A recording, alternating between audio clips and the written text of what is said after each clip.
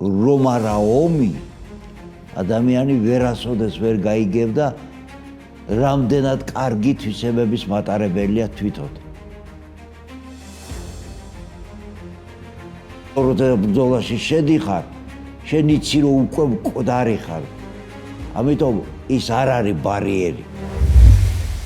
ეროვნული უსაფრთხოების მოდული, რომელიც საზაფხულო სკოლის პროგრამის ფარგლებში 3 თემას მოიცავს, მსმენელები გაეცნობიან იმ ალგორითმებს, როგორ ხდება ეროვნული უსაფრთხოების აგება.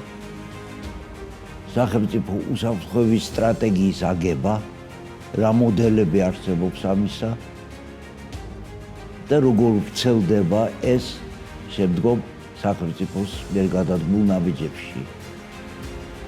აი ამ შინაარსის ამოწურვით, ასე ვთქვათ, მსმენელს შეიძლება პრაქტიკული მონაწილეობა მიიღოს იმ თემებზე მუშაობაში, რაც სახელმწიფო უსაფრთხოების ფორმულირებას გულისხმობს. მე გახლავართ დავით თევზაძე, კეისის ინსტრუქტორი, დათხოვლაში მყოფი გენერალ-ლეიტენანტი. ჩვენ შევხვდებით ერთმანეთს საზაფხულო სკოლაში, დაზვერვისა და კონდაზვერის კურსის ფარგლებში.